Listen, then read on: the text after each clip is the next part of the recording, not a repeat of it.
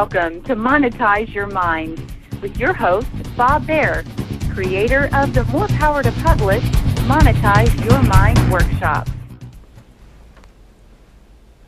And welcome to Monetize Your Mind. This is Pat Dewar. The host of the show is Bob Baer, a serial entrepreneur as well as a publisher with Seeger Publishing. One of the things about today's show that I think you'll really enjoy is that we've brought in a person that has done extremely well in real estate, but even beyond that, has done all the work and then found out that he could create a lifestyle. And that's something that most of the business owners that I know really want in their life. Published authors, they're writing the book to create some sort of 9-pound pearl rolling into the DNA of mankind. They want it out there, but the thing that they really want, most of them, is they want to be able to live the lifestyle of their dreams. They want to create the life that they want. And with that, thank you so much, Bob, for bringing on Mike Wolf. So with that. Thank you. Mike Wolf from Calgary, Canada. It's great to have you here. It's great to be here. Thanks for having me. One thing I want to talk about, Mike, and kind of dispel a little bit right off the bat is when people hear about a real estate investor or someone that teaches other people how to invest in real estate, some people get a stereotype in their mind. But I've discovered that you are really interested in helping people in more than just real estate. In fact, when you first came to me and talked to me about publishing a book for you, you said, well, you had 2 books in mind. One of your books was how to help people overcome despondency, depression, and basically a book on happiness. Mm-hmm. And the other was a book on real estate. And you said, which one should I do first? And we came to a mutual conclusion, and that was the people that know you, your followers, the people that you take into cities across the U.S. are your real estate people. So we'll start with the real estate, but in the book we're going to embed some of your story, some of how you have become a happy person, even though you always weren't. So True. I just wanted to start out by letting people know there's some real interesting stories in your background. Yeah, well, I've been doing this for a while, and most people who know me now, they say, Mike, you're always smiling, you're always happy, you're always working. How do you stay so happy? And part of it is really that when I look at my to-do list every day, everything on there is stuff I want to do. If I don't want to do it, I've got other people in the background that help me with it. And so I basically live my life on purpose every single day. But there was a point in my life where I definitely didn't have that. And it wasn't, well, if we go way back in time, there was a part in my life where I had a car accident, I was depressed, I was basically stuck at home for 8 months straight. And anybody who knows me knows I'm not a homebody by any stretch. And so I got to a really low point in my life, and I managed to pull myself out. It's a long story, but I managed to pull myself out without the use of antidepressants.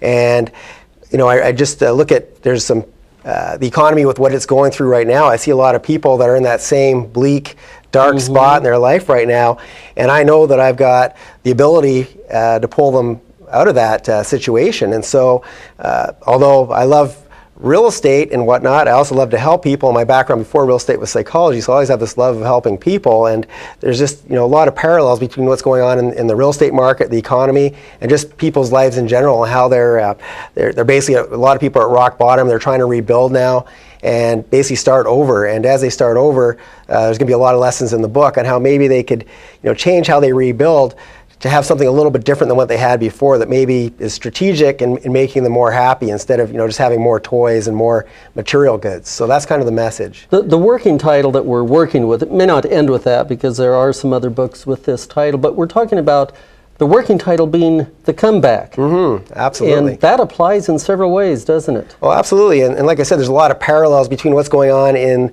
the economy and just people obviously being affected by the recession, and people coming back as well as the economy coming back. And a lot of times when you're at your lowest point, you don't see anything but negative. That's all. You can't even envision anything better than that in your life. And I can tell you that I went from being at rock bottom to where I am. It didn't take all that long when you think about it. Once you bounce and you can see past that, you start to treat life a little differently, and you take you really treat every day as important, and you have to be productive.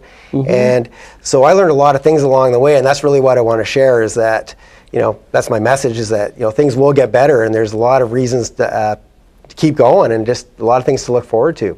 I find it a little humorous. You tell me that at one time you had a lot of toys. Now, because you're on the road all the time helping people, invest, teaching people how to invest, that you basically live out of a couple of suitcases. Pretty much. You could afford the toys, but you're just happy without them now. Absolutely. Matter of fact, I'm happier because, I had a point in my life where I basically traveled for 2 years around the world. And what I did is I put all the things that at that time were really important to me.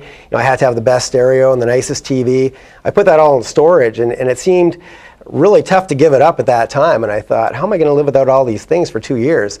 But as I traveled more and more, that stuff became less and less important to me. It became a distant memory. And the things that became important were the people that I met, the adventures that I had, the things that I learned along the way. And when I came back, I really had no desire for those things. And these days, as you mentioned, I live out of a couple of suitcases. I have probably 90% of my possessions with me at any given time. Every now and then, I like to go home and dump out the suitcase and change it for new clothes because you get sick of the same ones. But really, most of what I own is with me at any given time, and it gives me a lot of freedom. Where here we are filming this TV show.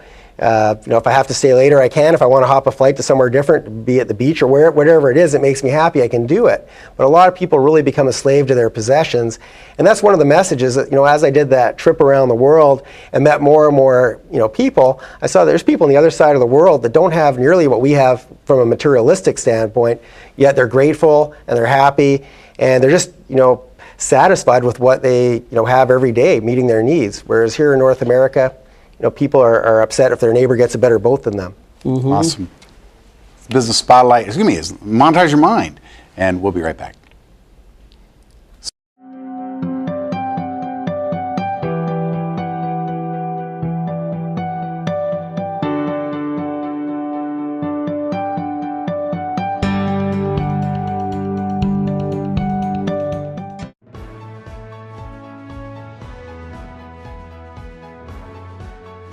You can become a published author. Discover a system that will lead you from idea to having your book on the bookshelves. Bob Baer pulls back the curtain at the More Power to Publish workshop. Watch and learn how to follow the step-by-step plan to turn your idea into a published book. Learn more at morepowertopublish.com.